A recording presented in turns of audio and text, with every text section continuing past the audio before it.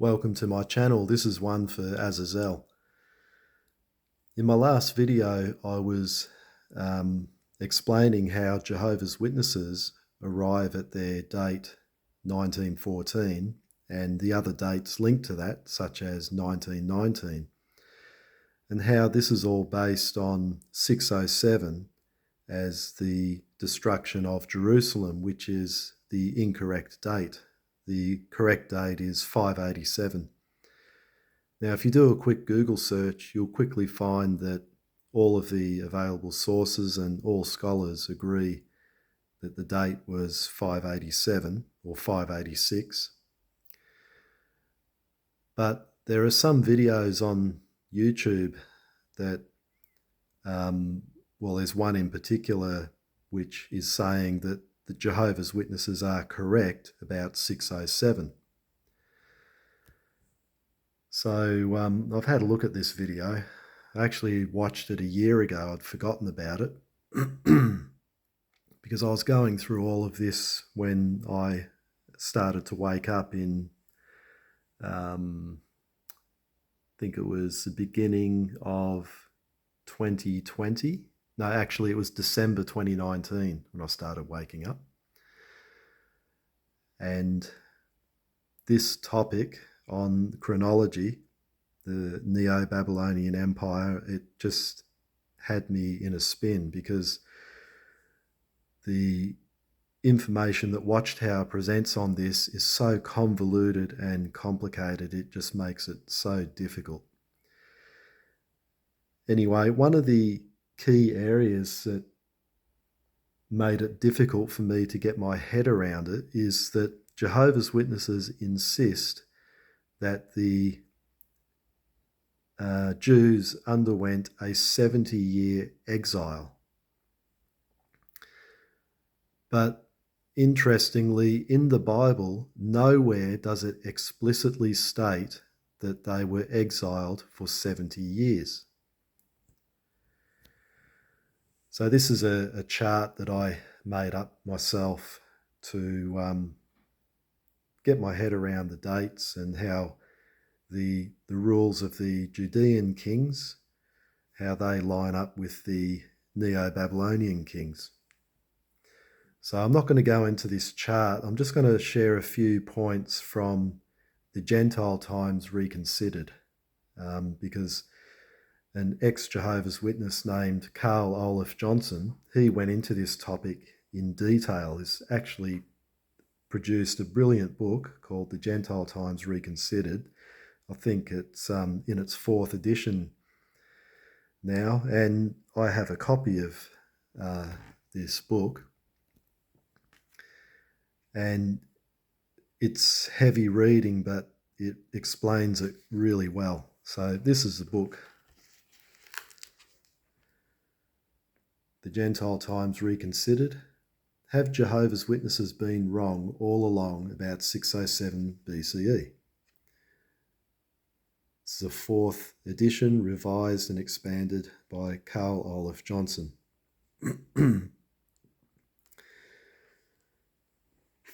So I said that it doesn't explicitly state in the scriptures that there's a 70-year exile.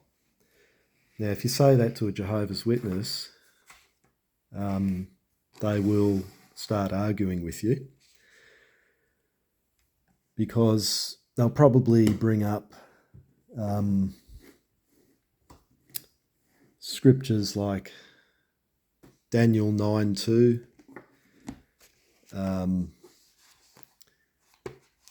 and Ezra 1 verse 1 to 4, where I'll just go to Daniel. Just bear with me. Daniel 9 verse 2. Pretty sure it's 9 verse 2.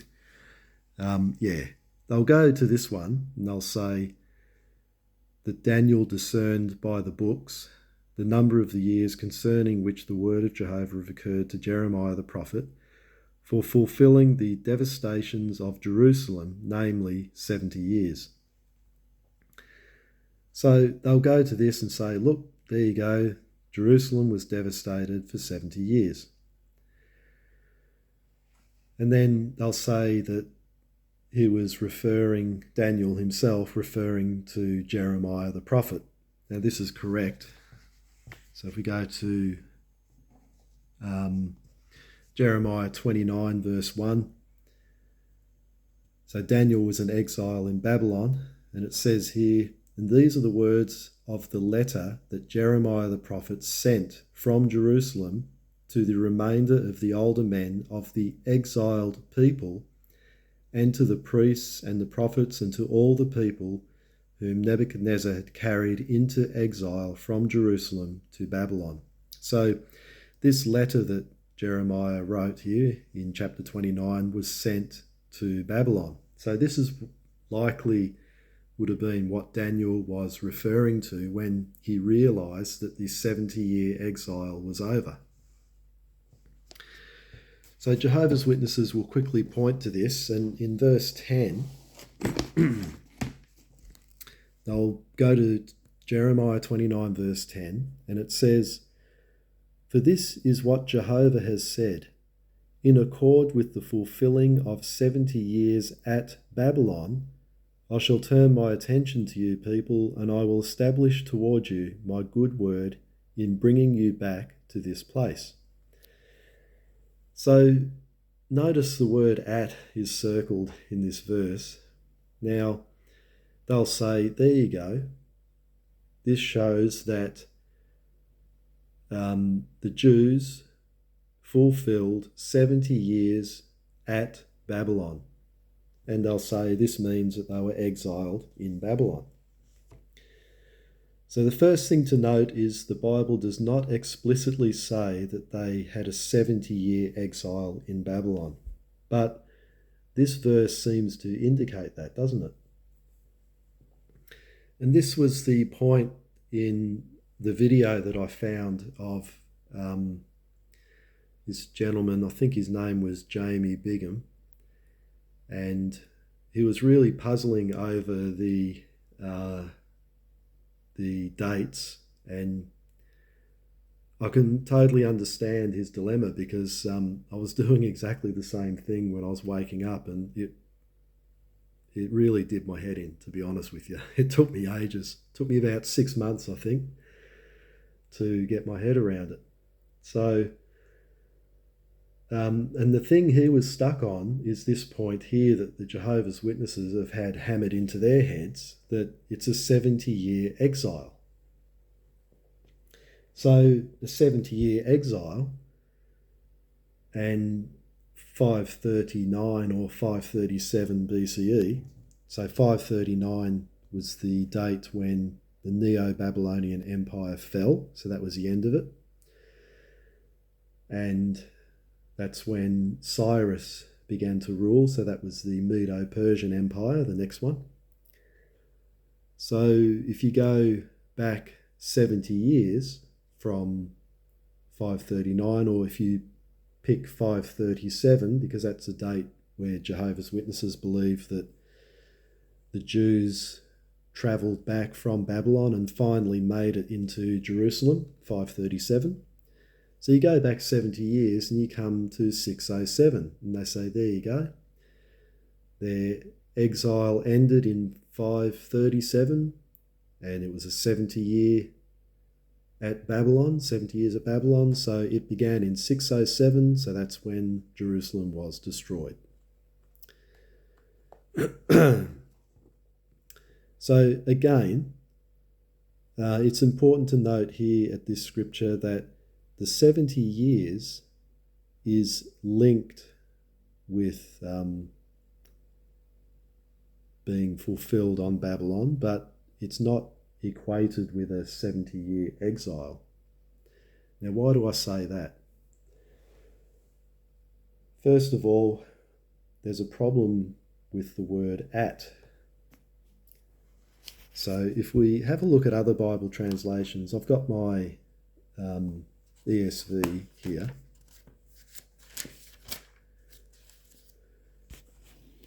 So this is Jeremiah 29 verse 10 in the ESV. And it says, "For thus says the Lord, When 70 years are completed for Babylon, I will visit you and I will fulfill to you my promise and bring you back to this place. So this word, instead of being at, has been translated as for. And it changes the whole sense of the verse. So it's 70 years for Babylon, not at Babylon. Now, why is this significant? Well, if we go and have a look at what Jeremiah said in 25,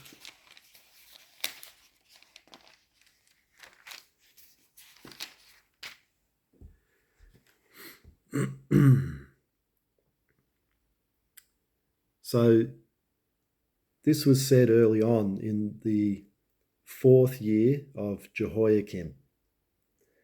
So the last king to rule was Zedekiah. So Jerusalem fell to the Babylonians when Zedekiah was ruling.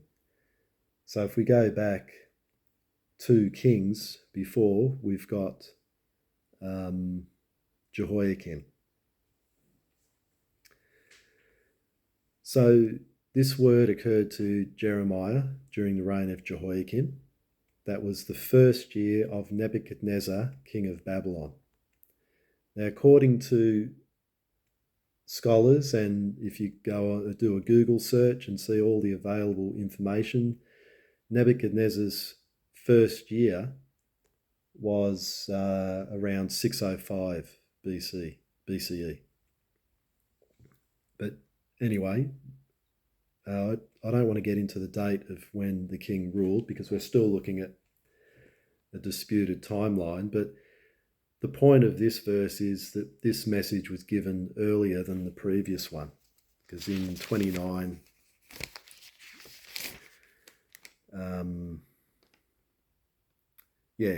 this is Jeremiah's words to some of the exiles. But this is at an earlier period. So have a look at what it says in verse 11. Now it says, "This whole land shall become a ruin and a waste." Now it doesn't link any time to that. That's the first thing to notice. It just says the whole land shall become a ruin and a waste. And these nations, so it's not just talking about Jerusalem, it's talking about many nations, which I'll show you in a minute. So these nations shall serve the king of Babylon 70 years. Then, after 70 years are completed, I will punish the king of Babylon and that nation, the land of the Chaldeans, for their iniquity, declares the Lord. Okay, so what nations are being spoken about? Now, the Watchtower just focuses on the total devastation of Jerusalem. But Jeremiah is not focused on that. He's focused on these nations serving the king of Babylon 70 years. So what nations? Bear with me. The page is sticking together. Okay. So if we go to just over the page, Jeremiah 25, verse 15. So you've got a running head, the cup of the Lord's wrath. So the Lord, Jehovah, is going to make all the nations to whom I send you drink this cup of wrath. So it's not just Jerusalem. It mentions Jerusalem first because he's angry with Judah. So Jerusalem and the cities of Judah. But Pharaoh, the king of Egypt, is also going to drink. And the kings of the land of Uz, and all the kings of the land of the Philistines, that goes through them there, Edom, Moab, and the sons of Ammon, all the kings of Tyre, all the kings of Sidon, and the kings of the coastland across the sea, Dedan, Timar, Buz, and all who cut the corners of their hair, all the kings of Arabia, and all the kings of the mixed tribes who dwell in the desert, all the kings of Zimri, all the kings of Elam, and all the kings of Media, all the kings of the north, far and near, one after another, and all the kingdoms of the world that are on the face of the earth. So these are the nations. So no nations are left out of having to serve the king of Babylon. Now, all these nations didn't begin serving the king of Babylon instantaneously at the same time. But the fall of the Babylonian Empire is a fixed date, 539. So what that means is that some nations would serve longer than others. So the 70 years doesn't apply to the service of any nation, including Jerusalem, or city, rather, to Babylon, but rather it's the 70 years of Babylon. And during the 70 years of Babylon, they would have the nations as servants. Otherwise, it doesn't make sense, because if some nations start serving before others, some are going to do less time than other nations. But the point is that these nations that we've just gone through, including Egypt, which was a very powerful empire in its own right at the time, which was eventually subjugated by the Babylonians, says these nations shall serve the king of Babylon 70 years. So it was 70 years of service that Jehovah had in mind, and he spoke through Jeremiah. And this is why, or part of the reason, why Jeremiah 29:10 in the ESV and many other translations, which I'll show you, is rendered for and not at. Because it's not a 70-year exile of Jerusalem at Babylon, but it's a 70 years of service for Babylon of all the nations, including Jerusalem. So is this the only reason why this verse has been translated this way? You could still argue, well, that's a biased translation, isn't it? So let's have a look at some more information on that. In the Gentile Times Reconsidered on page 211, in this table here, B1, it discusses this point, 70 years at Babylon or for Babylon. The New World Translation's rendering of Jeremiah 29:10 seems to depict the 70 years as a period of captivity, 70 years at Babylon. Although it is true that the Hebrew preposition here translated at in certain expressions may have a local sense, so that's like a sense of place, they were at Babylon, at or in. Its general meaning is for, to, in regard to, with reference to, and is so rendered at Jeremiah 29:10 by most modern translations. Now, I've just shown you that in my ESV. The following examples are taken from some of the better-known translations in English. Revised Version, after 70 years be accomplished for Babylon.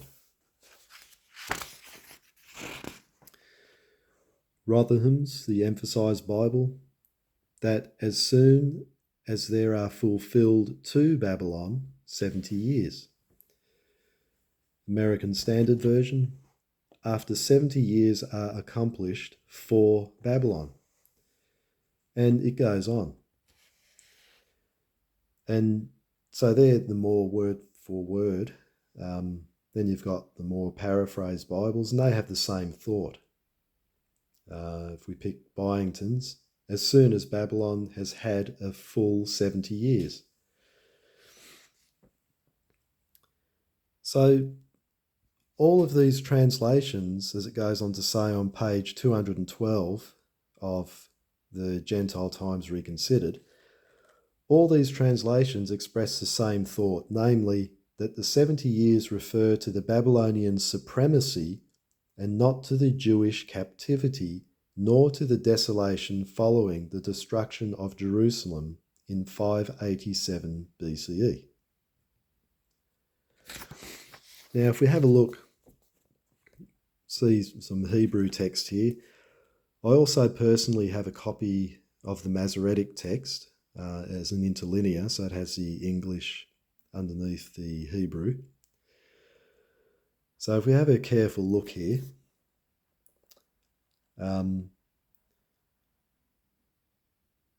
the mouth of me to be completed for Babylon 70 year I will come. So they have it rendered here for Babylon as the way to render this verse as well, just in this box here as an example.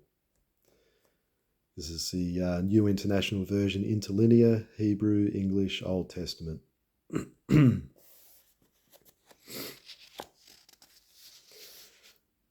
So that's the correct way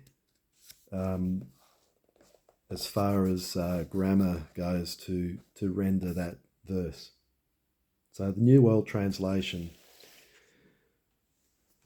excuse me, have rendered that at Babylon, and that is incorrect.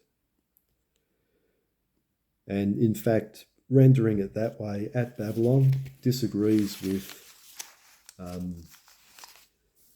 25:11, which says that these nations will have to serve the king of Babylon 70 years. See, it even says that in the New World Translation, that it's 70 years of service of all the nations to the king of Babylon. Now in the Gentile Times Reconsidered on page 215, this is what Bible scholars and theological professors had to say on the subject. I won't try and pronounce the names, but this first one says the sense of the Hebrew original might even be rendered thus: after 70 years of the rule of Babylon are accomplished, etc. The 70 years counted here evidently refer to Babylon and not to the Judeans or to their captivity. They mean 70 years of Babylonian rule, the end of which will see the redemption of the exiles. So even here we see that the 70 years is not referring to the captivity, but as he says here, it's linked to the redemption of the exiles. So it's linked to the exile, but it's not the length of the exile. The next quote here, Dr. Peter R. Ackroyd: it is appropriate to begin with the passages of Jeremiah and to observe with awe, so this other source, that the references in Jeremiah 25:11 to 12 and Jeremiah 29:10, whether original to the passages or not, are to a period of 70 years of Babylonian rule and not to a period of 70 years of actual captivity. And Professor Norman K. Gottwald: certainly it must be stressed that the 70 years refer primarily to the time of Babylonian world dominion and not to the time of the exile, as is often carelessly supposed.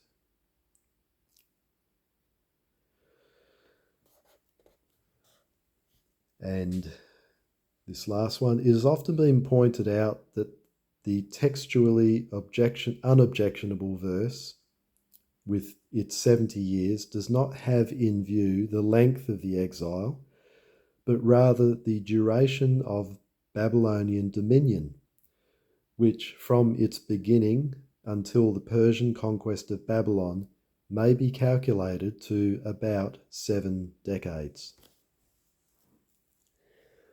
So many noted scholars agree and explicitly say that the translation of Jeremiah 29:10 has to be rendered with the word for.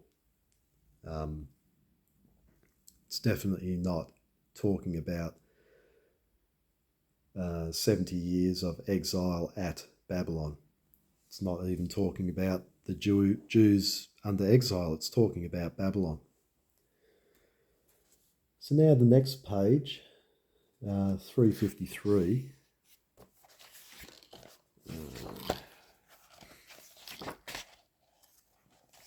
Bear with me. 353.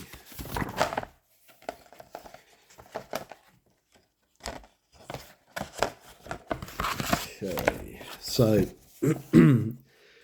now it's not only the video that I saw by this ex-Jehovah's Witness 5 years ago, but it's also an ex-Jehovah's Witness named Rolf Feruli. He's quite well educated, a scholarly individual who's done a lot of research, but he's a Watchtower apologist, and he doesn't mention that he's a Jehovah's Witness in his research, but he's tried to establish a different chronology to the accepted one, because the Neo-Babylonian chronology it's probably one of the most well-documented chronologies that there is. The Babylonians were meticulous record keepers.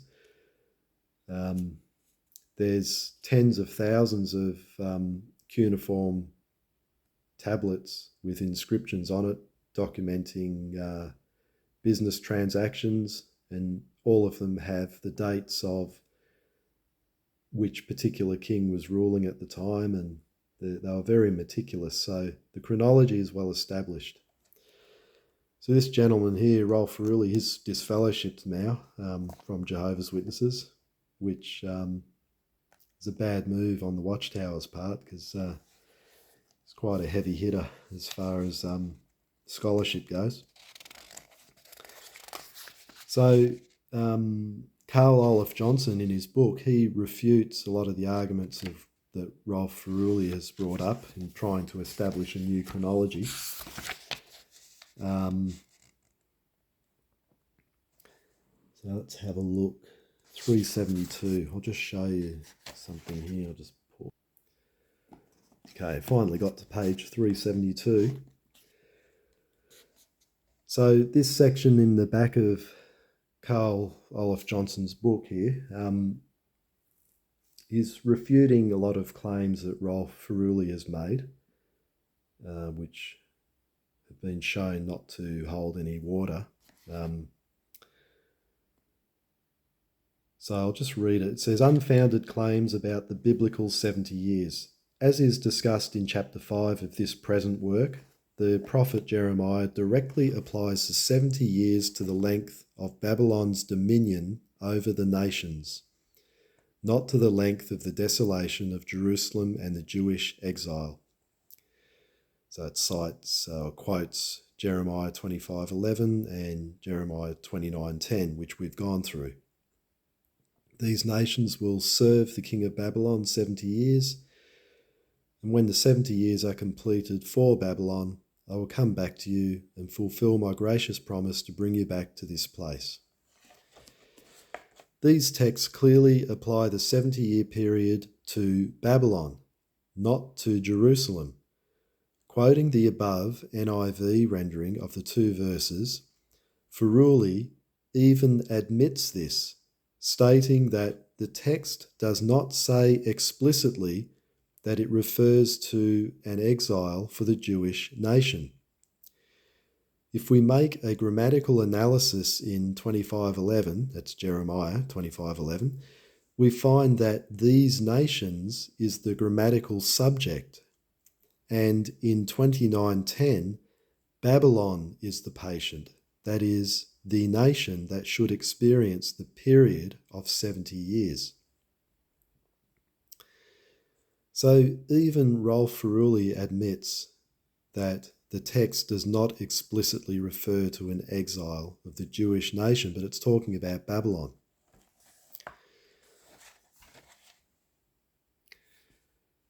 So back to my chart here. So did Babylon have 70 years of supremacy over the nations? Well, we know the date that it ended. It's 539. It's called a pivotal date. It's referred to as a pivotal date in, I think, All Scripture Inspired book, which is another Watchtower publication. It's a pivotal date because it's a date that's undisputed by theologians and historians, so it's well documented. So 539 was the fall of the Neo-Babylonian Empire and the rise of the Medo-Persian Empire under Cyrus the Great. So that's when the Neo-Babylonian Empire ended. Now, that means that it had to begin in 609 BCE. So 609, Nabopolassar was ruling. That's the father of Nebuchadnezzar. And at that time, Babylon defeated Assyria at Haran. So that was a decisive battle, and historians all agree that that was when the Assyrian Empire fell, finally completely fell, to the Babylonian Empire. So Assyria is well north of Judah. So this could be one of the nations that it mentions. We'll just go back to the scriptures here, because it mentions the north, doesn't it? Let's go to Jeremiah 25, verse, so it's going through all the nations that would serve Babylon. Verse 26, it says, all the kings of the north, far and near. So you could include Assyria in that. So they started serving the king of Babylon in 609. Now some scholars say it was 605. That was the Battle of Carchemish, where Pharaoh Necho was defeated. But you could well say 609 as well. Even if you said 605, it's still 7 decades, although it's not, it's just short of 70 years. But 609 is the date that scholars recognise the Babylonian Empire gained ascendancy. So 609 to 539, that's exactly 70 years. So in 609, the nations started to serve the king of Babylon, and he had to attend to some problems in his own empire, but he gradually subjugated all the nations, and they became vassal kingships under the king of Babylon, especially under Nebuchadnezzar.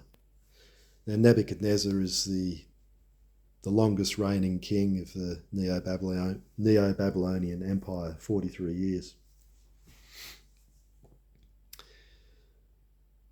So having established that, everything starts to fall into place, because 2 Kings 25:8-11 says that Jerusalem fell in the 19th year of Nebuchadnezzar's reign. So Nebuchadnezzar began ruling in 605. That was his ascension year, I think, BCE. and 19 years after that is 586, 587 BCE, and that's when Jerusalem fell.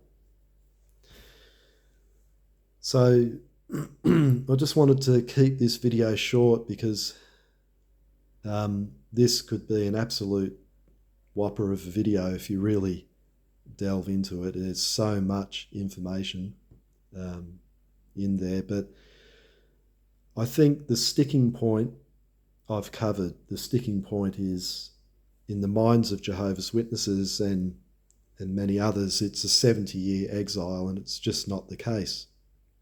It's 70 years of service to the king of Babylon.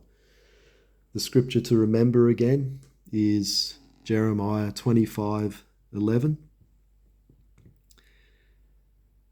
And all this land must become a devastated place, an object of astonishment.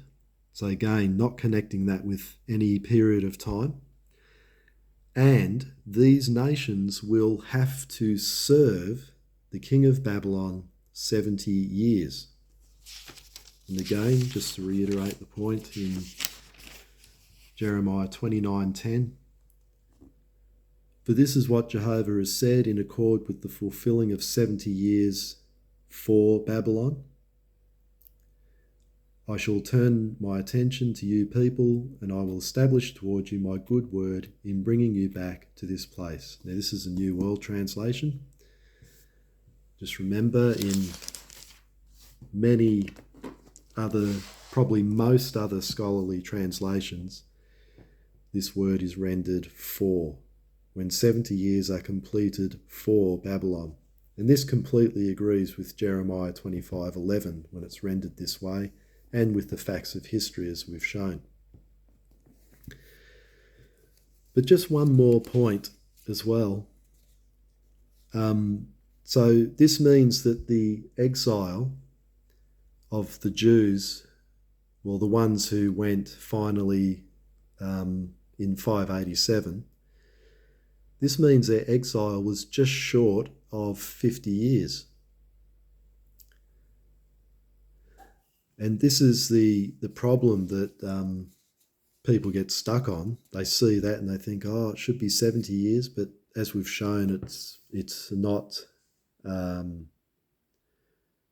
equal to this 70 years. The exile, it's linked to it.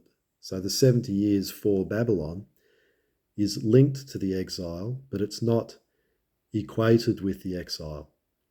That's what you got to remember. So there was an exile, but it just wasn't 70 years long. But an interesting point is that there really didn't have to be an exile in the first place. So there definitely had to be service to the king of Babylon, because Jehovah had said that. Let's go back to 25:11. The cup of the Lord's wrath, all these nations are going to drink it, no matter what. That was his judgment. He said, this whole land shall become a ruin and a waste. Doesn't mention time. And these nations shall serve the king of Babylon 70 years. Okay? So they were going to serve the king of Babylon. Now, many of these kings, they became vassals and they cooperated. So they stayed in their land.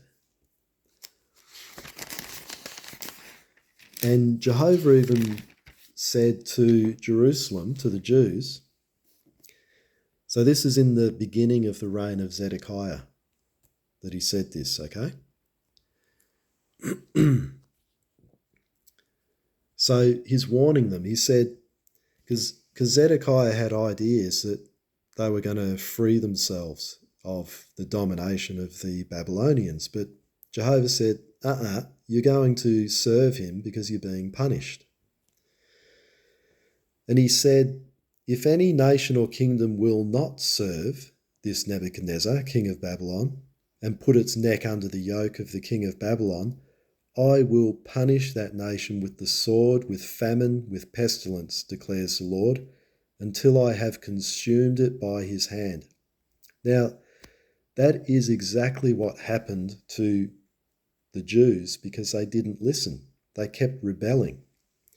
But it gets even better, because in verse 11, they had the option. They didn't have to be exiled from their homeland. They could have served in their city, because it says here, but any nation that will bring its neck under the yoke of the king of Babylon and serve him, I will leave on its own land to work it and dwell there, declares Jehovah. You notice that? This is Jeremiah 27, verse 11. So what Jehovah's saying is that if the Jews under King Zedekiah didn't rebel against Babylon, and they cooperated, and he cooperated as a vassal king under Nebuchadnezzar, Jehovah promised that I will leave on its own land. He would leave them in their land. They wouldn't have to be exiled to Babylon to work it and dwell there. That's what Jehovah promised. And he even said, he warned again, he said, do not listen to them. So there were false prophets who were saying, oh, we've got to, free ourselves from Babylon and fight. He said, through Jeremiah, Jehovah said, do not listen to them. Serve the king of Babylon and live. Why should this city become a desolation? See, he's appealing to them. He's begging them, saying, just undergo your punishment, serve the king of Babylon, and you won't even have to see your city destroyed. You can stay there. So this also proves that the 70 years were going to be, as 25:11 says, 70 years of service and not 70 years of exile. And it was only after Zedekiah's 11-year reign, when he constantly rebelled, that's when finally Zedekiah's sons were killed, Zedekiah was blinded, and Jerusalem was burnt to the ground, and all the Jews were taken in exile to Babylon, which turned out for them to be a 5 decades long exile. So these are just some points I wanted to share with you. So just remember, the 70 years is not referring to the length of the exile. It's referring to a period of service of all the nations to the king of Babylon. So I hope you enjoyed this video and it cleared up a few misconceptions, and this is one for Exile. Please feel free to like, share and subscribe, and also comment on the video, and also comment on points that you've learned through studying these things as well. Thanks for watching.